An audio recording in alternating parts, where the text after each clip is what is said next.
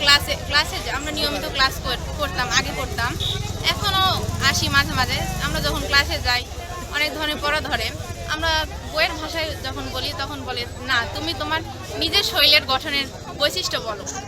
আবার অনেক সময় অনেকে রোনা ধরা টানে, আবার অনেক সময় অনেক মেয়েরা বোরখা পরে আসে না, অনেক হিন্দু মেয়েরাও থাকে বোরখা পরে আসে না, তাদের চুল সামনে আসে।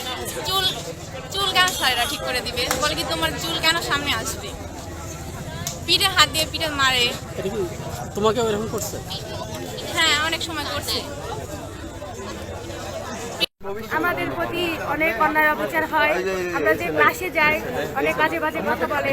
এই যে টেস্ট পরীক্ষা হলো আমাদের, তো ক্লাসে গেছে স্যার, ডিউটি দিতে গেছে, তো আমাদের পাশে গিয়ে বসে পিঠে খাবার দিয়ে অনেক বাজে বাজে কথা বলতেছে পরীক্ষা কেমন হচ্ছে, কেমনভাবে পরীক্ষা দিচ্ছে। তো লজ্জায় কিছু না বলে চুপ থাকলাম। তো অন্যান্য ক্লাসে যখন এমনি স্কুলে ক্লাস হয় তখন আর স্যার ক্লাসে গিয়ে আজে বাজে কথা বলে। তো আমরা এটা সমাধান চাই, এই জন্যে আমরা আজকে মানববন্ধনটা করছি। স্যারের বিরুদ্ধে মানে এই স্যার আমাদের অনেক অন্যায় অত্যাচার করে। স্কুলে যে প্রধান শিক্ষক হতে যাচ্ছে এনা চরিত্র খারাপ, মেয়েদের গায়ে হাত দেয় এবং অনেক কিছু বলে, প্রলোভন দেয়। এই জন্য আমার মেয়েরা আমার কুপ্রস্তাব দেয় বিধায় আমরা আমার মেয়েকে স্কুলে পাঠাচ্ছি না।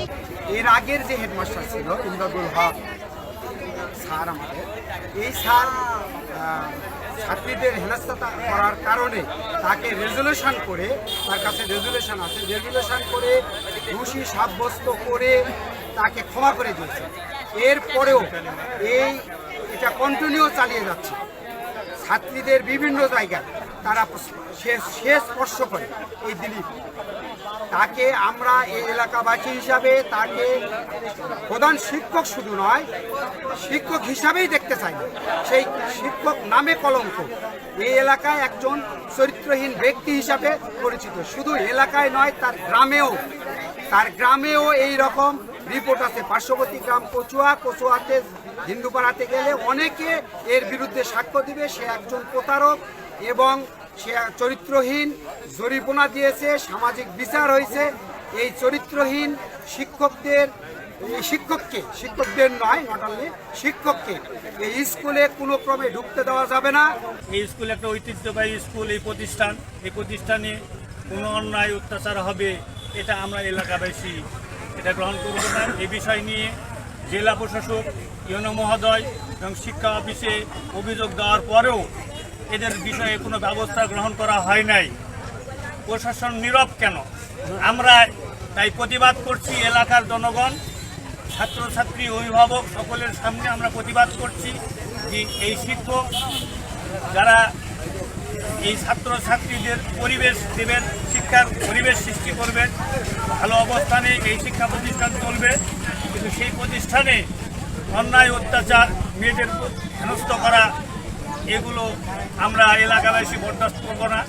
এই ব্যক্তির দৃষ্টান্তমূলক শাস্তি আমরা কামনা করছি। এই ছাত্রীদেরকে বিভিন্নভাবে গায়ে হাত দেয়, কুপ্রস্তাব দেয় এবং বিভিন্নভাবে আমাদের ছাত্রছাত্রীদেরকে হেনস্থা করেন। তার এইখান থেকে শিক্ষা অর্জন করুক। অত্র এলাকার বিভিন্ন শিক্ষা প্রতিষ্ঠান যেন সুচারুভাবে পরিচালিত হয়, সেখানে আমাদের ছেলেমেয়েরা যেন সুরক্ষিত থাকে। এই লক্ষ্যে আমাদের আজকের এই মানববন্ধন। এই মানববন্ধন থেকে আমরা প্রশাসন সহ এলাকাবাসী সকলের দৃষ্টি আকর্ষণ করছি, যারা এইখানে এই অবস্থায় যারা দায়ী তাদের বিরুদ্ধে যেন ব্যবস্থা গ্রহণ করা হয়।